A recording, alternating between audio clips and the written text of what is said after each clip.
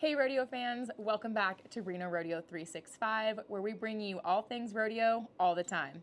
I'm your host, Jen Fisk, counting you down 176 days away from the wildest, richest rodeo in the West. And we are so excited to dive into this episode. But before we do that, tell us where you watched the Wrangler National Finals Rodeo. Was it with our partners at the Cowboy Channel live every night? Maybe you followed along on Facebook or the PRCA social medias. We want to know how you stayed up to date with the Super Bowl of pro rodeo. Coming up on this episode, we will hear from Miss Rodeo Nevada 2024 Anna Marie Vogadez and her top 10 finish at Miss Rodeo America. We'll talk to the Reno Rodeo officers and hear about what they did down in Las Vegas during the National Finals Rodeo. But right now, we're going to hear from one of the most talented female ropers with 23 world titles under her belt. Please welcome Jackie Crawford. All right, rodeo fans, I am sitting down with one of the best female ropers. You've probably heard the name before, with 23 world titles under her belt. Welcome, Jackie Crawford. Hello, how are you today? I am awesome. Great. You're just getting back home from Vegas. You've probably barely unpacked if you've even done that. How has the last couple weeks of December been for you so far? Oh man, it has been wild. We left the house November 25th and we were in Scottsdale for a week, and then we were in at the NFR in Vegas, and then we were there. I guess I just got home yesterday morning. So it's been crazy. And then the next couple weeks, it's going to be fun. We're going to have the holidays, and we are going to go to where I'm from in Illinois, and then come back and actually have Christmas here. And so it's going to be nice to slow down for just a second. Absolutely. I was going to say, what does life look like after such a big season and such a big year? But obviously the holidays, you've got kids, you're a wife, you're a mother, so you've got priorities there. How do you balance it all? I mean, like you said, you took off November 25th, you were gone for Thanksgiving, kids love the holidays. So as a mom, how do you find balance in all of it? I don't think there's a such thing as balance. One side's falling off the scales, and the other side, it's a constant, just keep moving forward and figure it out. You just gotta, there's never I don't think that there's a set formula for trying to balance all the things you do. It's just figure out a way to make it work, surround yourself with the right people, and, just keep moving forward. And that's all there is to it. There's really no balance. Absolutely. And I think that's a great piece of advice, just to keep moving forward. I mean, life isn't always perfect. We have setbacks. And so you just can't focus on that. You got to roll with the punches. Yes, absolutely. Especially trying to do this with as many moving parts and as many different things as we're trying to do all at the same time. Just keep moving forward. So 23 world titles between breakaway roping, team roping, and tie down roping. Take us back in time to when you started as a rodeo athlete, and then, we'll go from there. Oh gosh. I grew up, grew up in a household that was, had rodeoed and horses and all that. But in Illinois, the roping wasn't as big. Now my dad's side of the family did rope, but they were one of the few families in Illinois that did rope. But I didn't grow up around them much. And so I did a lot of speed events. I did barrels, poles, flags, the whole thing. It was a big county fair thing when you were in Illinois. And I did that. And then when I moved to Oklahoma, I saw like the junior rodeos and how the girls roped, and they competed against the boys in the roping and all that stuff. And I fell in love with it, being a tomboy and an athlete. And it's like, man, that looks like more my style. I want to do that. Absolutely. So I started doing that, and just kind of evolved and learned. I didn't start roping until I was in high school. And so then after that, I took a rodeo scholarship to go to Texas.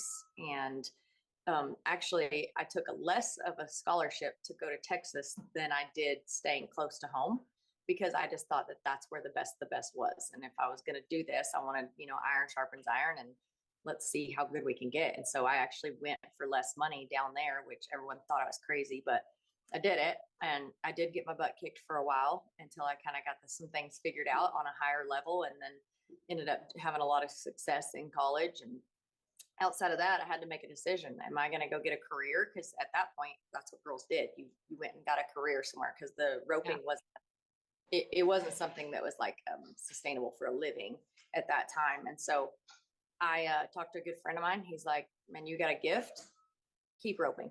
It'll open doors for you in some way, shape, Absolutely. or form, whether it be to the the career that I was supposed to have or whatever. And so I just kept roping, and as I did, and the more I roped and talked to people and yada yada yada, just more doors started opening and more opportunities started coming up. And then the next thing you know, I mean, it took a while, don't get me wrong. It took a while of figuring out how many things you can do, riding outside horses, selling horses, trading horses, doing clinics, schools, private lessons, anything you can do to make ends meet. And then, as it evolved now, girls can make a living with a rope, which is really cool. And that's just kind of where I've seen it go in my career, which is crazy to think how Yeah. far it's. And coming off of speed events and then and kind of taking that turn in direction toward, picking up a rope, were there any obstacles that you faced or pressure that you felt just to kind of evolve and really make a name for yourself in that department and making that transition? Well, I think there was a lot of things. I mean, I was always having to, I worked at the racetrack growing up. And so we were always having to train our own horses. And so the biggest obstacle to me is I took a ratty little runaway barrel horse and made her my first rope horse. And so that was really hard. But she ended up being one of the best horses I've ever had, too. So, which I think in the end also made me a better horseman because I had to ride horses that had never been broke in the way that a rope horse needed to be broke or do any of that to, before I ever got to get on a good broke horse and make it a rope horse, and so Sure. um, that was a challenge of learning the horsemanship side of it and whatnot, and then putting those things together. So having the horses was definitely Yeah, and hard. tell us about the horses that you're riding right now. Who's your go-to string to take down the road, or does it depend on which events you're entering? How does that work when you can enter so many in a variety? Yeah, so I'm very fortunate right now, which is weird because now I'm kind of on the tail end of my career and I have a multitude of horses that I could haul, which is crazy. It's so nice, but it was neat this past month. I was able to bring my old horse T-Boy that I had so much success on. I mean, he built my career. I was able to bring him kind of out of semi-retirement. I never would say he was retired because I was like, well, maybe he'll be sound. You know what I mean? Because Mhm. it was just like an injury that just wasn't getting right. Yeah. And he's sound. And so I was able to get him legged up and I took him to Scottsdale to the $1 Million Breakaway and I got to run a few calves on him. I tried to really pick and choose what calves I ran on him. And so still, if he stays in shape and stays like he is, I'll still pick and choose with him a little bit on the right setups. Some of these winter rodeos might be right up his alley, the short scores and stuff. And so he'll always be my number one, even if I'm not riding him. And then I purchased a horse I call he was already named Trojan. It's kind of a silly name, but his name is Trojan. He's a red roan by the Boone that I purchased from Larry D and Hope. I happened to get on him this summer when a couple of my horses got crippled, and I just fit with him. I didn't practice on him or anything. He just fit, but he's a young horse. He's 6, and I rode him at the NFR and I rode him at Kimes Ranch. But he's got a lot of ability and a lot of longevity. I mean, he'll last me as long as I want to rope, and so he's kind of my number 2 right now. I'm really jiving with him, and then I've still got Hail Mary, my yellow mare, Yeah. which is nice. It's been really nice to have this many horses too, because at Kimes Ranch, for example, I had to be there. They had the first qualifier for the year, but the NFR horses, anything you were planning to ride at the NFR had to be checked in the same day in Vegas. Oh, wow. Okay. I was one of the only people that was able to keep a horse there, send my horses that were getting rode at the NFR and go check them in, keep Hail Mary there. And I ended up winning that qualifier. So I'm qualified for next year for the $1 Million Breakaway. So it's nice to have that multitude of horses. And then of course the horse that I won, I actually rode him at Reno and I won Houston on him. Little horse I call Backtrack. He's just a neat little dude. And so I've got lots of horses. No, it's great. You can Nice. actually be in 2 places at once, Yeah. in some capacity. And I think, with so much talent and so much ability to, get from one place to another, getting the horse there is probably, half the battle. So when you can do it, why not? Set yourself up for success. Yeah, exactly. It's nice to have that much confidence in that many horses. Yeah. And you mentioned that, some of your horses were crippled this last summer. And you can't predict that. You can't predict having a bad day in the arena. Not all days go the way we want them to. Yeah. How do you stay positive? How do you keep your mindset on track when you maybe don't have, the day that you expected that morning? Well, I mean, staying positive is that I don't think that on any of my bad days, someone would trade for their best day. You know what I mean? I love that. I can't, look at it as, and I'm not saying you don't get frustrated or, get down, but at the end of the day, if you think that for 1 second, just think, you know what, somebody'd still trade for this day. Yes. Their whole life, they'd still trade for this day. And so it's like, you can't let that stuff get too big. It's all small. We're still out here getting to do what we want to do. And I actually have the horses, even if they are crippled, we have them. So it's like, how do you get mad? Absolutely. And living the dream. So for some people that aren't familiar, that breakaway roping is fairly new to seeing inside of a rodeo arena, at least in conjunction with other PRCA events. Yeah. Having Reno just introducing it in 2021, how does it feel to finally see that particular sport getting the attention that it's probably long overdue deserved? Yeah, I think that it's neat to see, and it's very humbling to see that, rodeos like Reno see the value in bringing another women's event in. It's kind of if you step back and actually look at the numbers in the industry, it's a no-brainer. But it's also hard to change tradition, and change the way a rodeo is formatted for a while. But it's I think that it's been something that the industry has needed to do for a very long time. I think that the girls that want to rope and the talent of roping has always been there, just the opportunity wasn't. And so it gives me a lot of hope for the Western industry and the rodeo industry that someone finally saw the value in it, and they saw that how much having another women's event in rodeo is going to really move the needle throughout the entire industry, whether it be the clothing, whether it be tack, horse industry, the clinic industry. It just the trickle effect of giving girls an opportunity is really going to be a huge thing. Already is a huge thing. And you were part of Reno's inaugural year of having breakaway, so that was exciting. And of course, we look forward to having you back every year. So, June, it seems far away, but it's not. We'll see you soon. Yes, I hope so.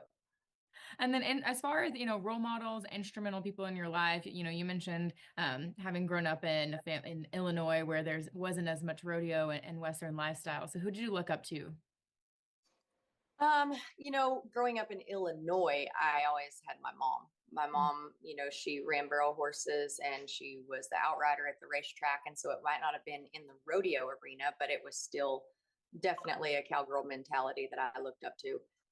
She's who taught me work ethic and drive and never having any excuses. And so definitely growing up as a young child, it was my mom. And then the older I got, there wasn't as, I guess, again, there's several women that I look up to in the industry, but for me, what I wanted to be the girl version of Trevor Brazil. I wanted to be, if he was king of the Cowboys, I wanted to be queen of the Cowgirls. You know what I mean? Like that's what I wanted to be. The way he excelled in every single event, the way he brought, horsemanship even further to the rodeo arena, the way he made rodeo, it kind of refocused rodeo again to be a family sport. I don't know. I just always looked up to him. Absolutely. I think you're doing a great job at being queen of the cowgirls. So if rodeo wasn't the path that, life took you, going to school in Texas, what would you be doing outside the rodeo industry if you were to change careers or to go back and do something different? Is there a path or a skill that you have or something that we wouldn't expect from you? No, there's a few different things, I guess. Now, if I could do anything else, I'd love to ride cow horses, which is still in the Western industry. Younger me, if rodeo wasn't involved, I think it would have been in the military somehow. Okay. Love to have done that. Yeah. And then like a side career, I love doing things that are very tedious and very, I could definitely see myself, like I did do like leather work and stuff like that. I definitely very meticulous. Yes. I probably would have done something crafty like that. Hey, there's still plenty of time. I feel like if you had a line of leather work, bridles, saddles, wouldn't surprise us. It'd be fun. Yeah. Awesome. Well, Jackie, thank you so much. I've loved getting to know you. I think our rodeo fans appreciate you taking the time to sit down with us, right, getting back from Vegas before the holidays. So, your time is appreciated. Your talent is, very, very admirable. And we're just so excited to have you back in Reno in a few months. Well, thank you. Can't wait to see you guys. I appreciate it. Thank you so much. Happy holidays. Merry Christmas to you all. Travel safe where you're heading. And we'll be watching you on our screens here, if not in the arena, as soon as possible. Sounds good. Awesome. Thanks so much. You bet.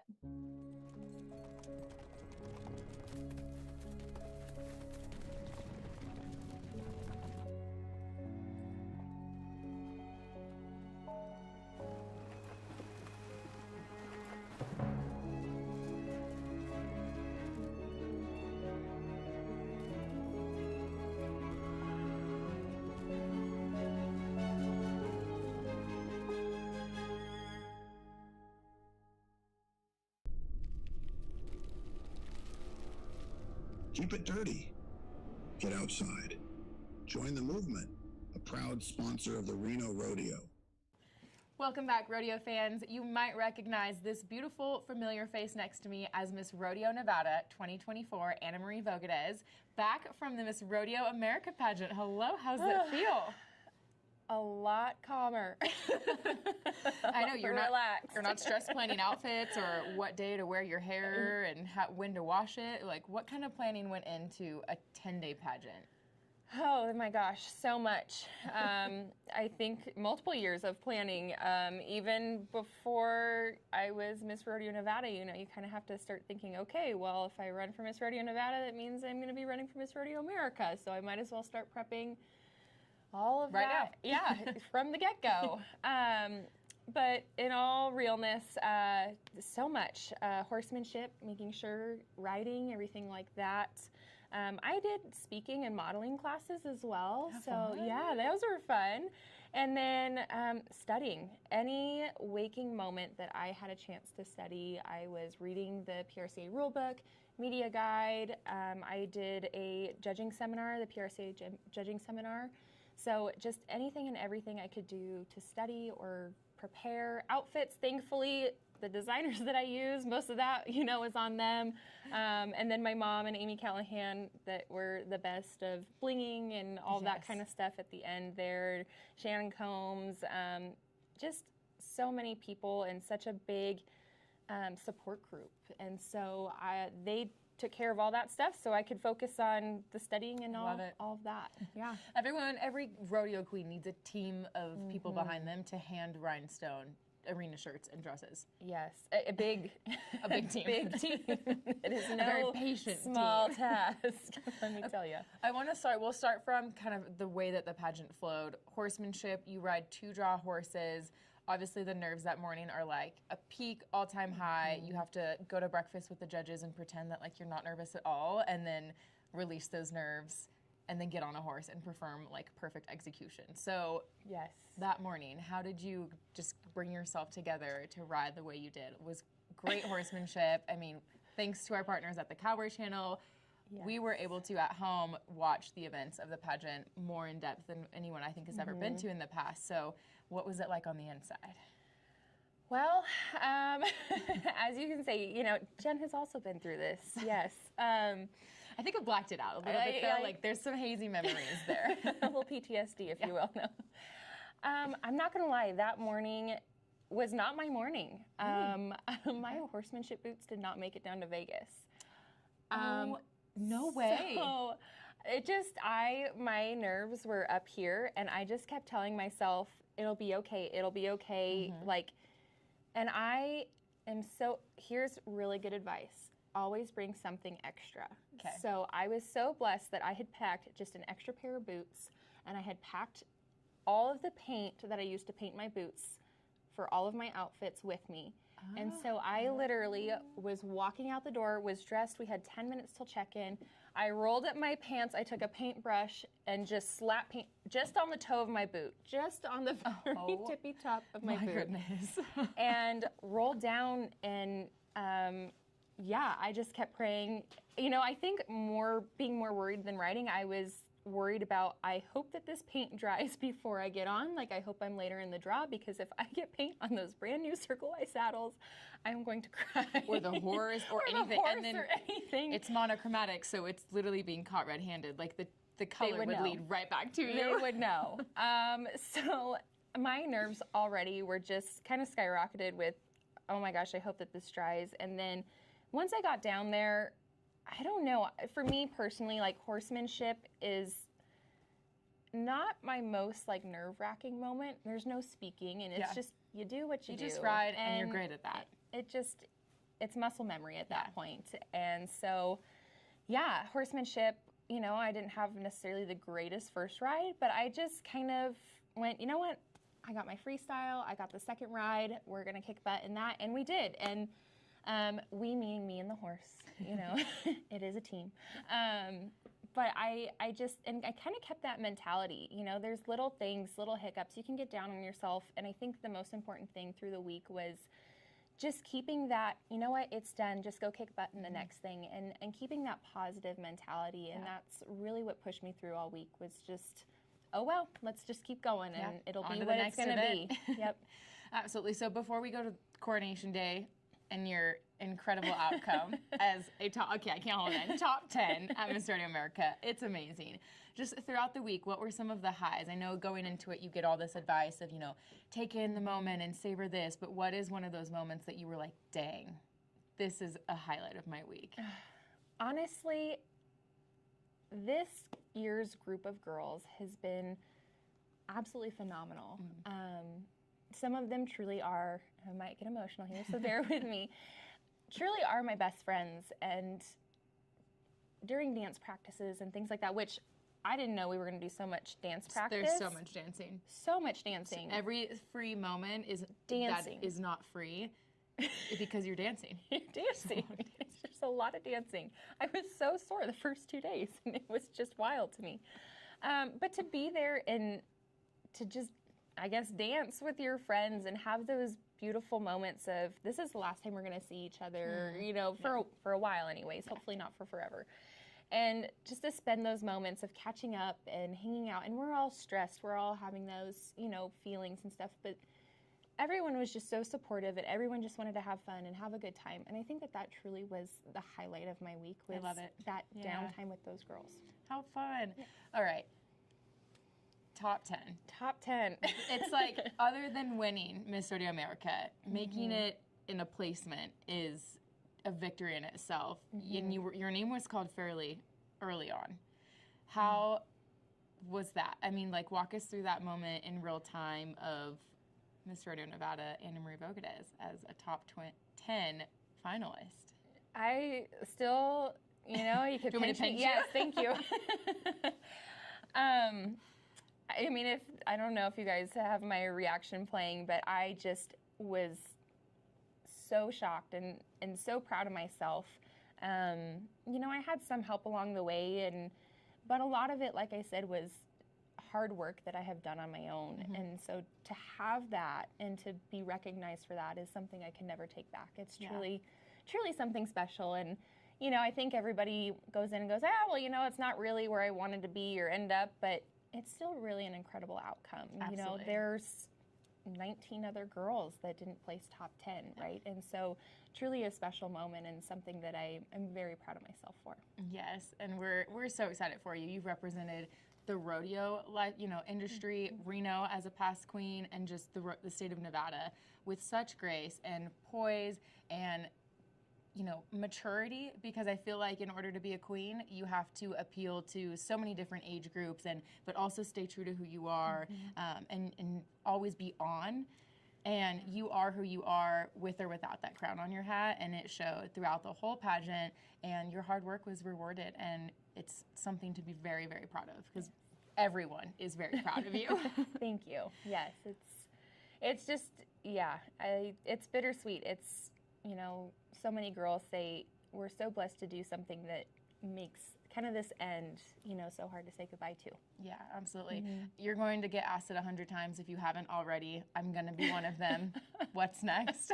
The worst question of them all. Other than Christmas being tomorrow, what does the next step look like? Whether it's career or maybe it's nothing. Nothing is okay. Right?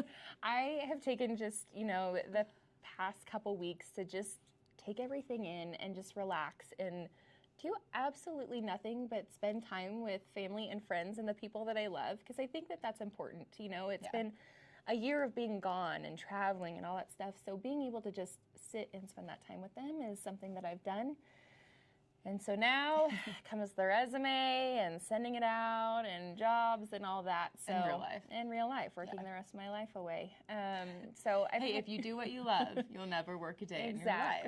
Exactly. So I have a couple different job offers, and so it's just kind of finding what's right for me. And other than that, you'll see me around Reno Rodeo volunteering. Hope and so. Yeah, maybe right here on screen at Reno Rodeo 365. Right? Yeah. And being, mentor for the Queen Committee and everything like that. So I'll be around, just in a different light. And I'm kind of I'm kind of excited for that. I'm kind of ready to just watch, you know, the next group of girls shine and see what they bring to the table, and I'm excited for that. Yeah, well, we are excited for you. We are still just elated at the outcome and the successful year you had. Happy holidays, and breathe, relax, you know, take the heavy crown off your head, get a massage maybe. Yes. Enjoy that time with your family, and whatever it is you do next, you'll be great at it, and we'll be right there with you to cheer you on. So thank you so much for just representing Nevada and coming in today and hanging out and talking with us. Yeah, well, thank you guys, and Merry Christmas, and thank you for having me. Yeah, of course. Yeah. A sister. Now we're retired, so here we are. Being a The husband retired is crew. the best. I'll tell you all about how to be lazy. Perfect. All right, folks, we'll see you right back here after this break from our sponsors. Ride towards it. Reach for it. Protect it. Enjoy it. Blue skies, open roads. Wrangler, long live Cowboys. Branded screen printing. Get noticed. Get branded. Branded Screen Printing, a proud sponsor of the Reno Rodeo. Welcome back, rodeo fans. The National Finals Rodeo is not just about world titles and gold buckles. There's also a presence of rodeo committees down there at the National Convention, signing contracts, meeting with other rodeo committees, and bettering themselves to bring right back home to you. Our Reno Rodeo officers did just that. We're going to hear from them and the important roles that they each had down at the National Finals Rodeo National Convention. Welcome to the Wrangler National Finals Rodeo.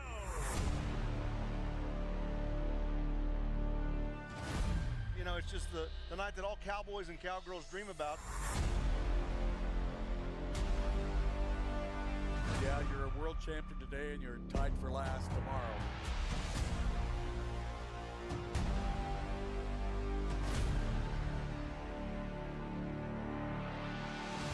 Name's George Combs. I'm the general manager of the Reno Rodeo.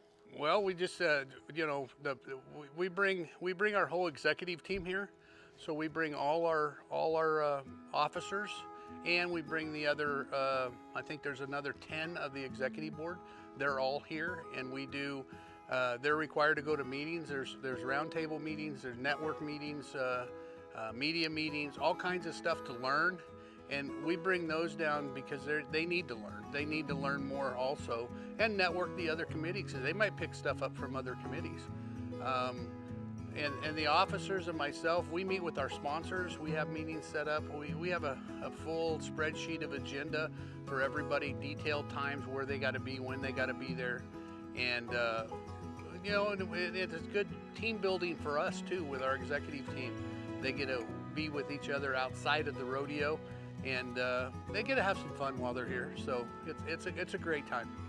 This is the trade show. This is where all the contract help start, the stock contractors, any specialty acts. This is where you find them pre-rodeo. So what, like for the Reno Rodeo, why is this important being in here? Well, the presidents that are upcoming may not have decided who their specialty acts are, and or their clowns for the year, and or maybe their pickup men, etc. So this is where they go and have private conversations. Hey guys, professional bullfighter here, Dusty Tuckness. We're here in Las Vegas at South Point Hotel and Casino at the National PRCA Convention. This is a place that all contract personnel, rodeo committees, stock contractors, they come here, and it's like you can see, it's a trade show. They come here, re-sign contracts, make new contracts, shake hands, meet new people, just kind of show your product and who you are. So for me as a personnel, a bullfighter, this is a great place to come to meet new people, but also sign great contracts like Reno Rodeo. I've been able to come to Reno Rodeo for several years now, and this is where they signed me to come, and so come see us in June, at the end of June this year, and have the time of your life. My name is Jim Neal. I'm president of the Reno Rodeo for the 2025 rodeo year. We're down at the National Finals Rodeo in Las Vegas, Nevada, and specifically right here at the South Point Casino. It's amazing. This is the place, the only place really where all these committees get together and can talk about trade ideas, build friendships, relationships, find out what rodeos are doing better than others, share information, and so that we all want everybody else to succeed. Probably the only industry where volunteers play a major role in how the rodeo succeeds. Heather Krevling, and I'm the chairman for Marketing, Advertising, and Public Relations. We are in the hospitality suite for Reno Rodeo at the South Point in Las Vegas, just before NFR for the PRCA convention. This week, right before NFR, all the rodeos get together for the PRCA convention, and we swap stories. We like to find out what everybody else is doing, what we can do to help them, and how they can help us. And this night, everybody comes to our suite. You can see them back here to talk to Reno Rodeo. We are the best out there. So they want to find out what we're doing. So we are giving them all our hospitality, some food, some drinks, and we're talking to them about our secrets of our Reno Rodeo and how we make it amazing. My name is Mark Sutton, and I'm currently the first vice president of the Reno Rodeo. I've been fortunate in the last, I'm going to say 6 years, I've been able to participate in this event. And it's a great event because it allows anybody that's interested to come in and take time to meet a lot of different people across the United States. We have people coming in literally from every place in the United States for this convention. I think we have over 2,000 delegates that show up from various committees around the United States, and we definitely have people from Canada as well. And it gives us a chance to talk to people, spend time sharing ideas about what works well with their committee, with their rodeo, things that they've done that maybe didn't work as well. So we learn some lessons there and learn not only what to do but what not to do. So overall, it's just a great experience. It's a lot of fun, and all the people here are volunteers, with the exception of the paid contractors. 95% of the people here are all volunteers in their own communities, doing their own thing, putting on some type of a rodeo. I'm Cody Webster. I'm one of the Reno Rodeo Bullfighters. It's just great to be selected to be here at the National Finals Rodeo. This is what we work for all season long, protecting the bull riders day in and day out through the regular season. So to get to come to Las Vegas, be a part of the National Finals Rodeo, that's icing on the cake. Oh, it's just good to see everybody. It's the rodeo community is a tight-knit community, and everybody likes to be here hanging out and having fun, and that's what Vegas is about. Garrison Allen, and I'm a professional rodeo announcer. I'm at the Reno party in Las Vegas, Nevada for the Wrangler National Finals Rodeo, and it is the best party. This place is wall to wall. We got John Growney, I don't know if that's cool, but it's wall to wall up here. The Reno Rodeo is an awesome rodeo, and you gotta pop up here. You gotta say hi, you gotta check out some history, and just meet all the people that are up here. Michael Gahn was just here. The owner of the South Point was just here, so it's the place to be. You know it. It's important to mingle with other rodeos, get your name out there, meet other contract personnel, and just get a relationship with everybody. And that's, whether you work their rodeo or not, at least you have the relationship, and it goes way further than just their rodeo. Well, there you have it. I hope you've enjoyed seeing some familiar faces and learning a bit more about the business side of what happens down in Las Vegas. Until then, folks, we will see you next year on Reno Rodeo 365. I hope you have a very Merry Christmas and a Happy New Year.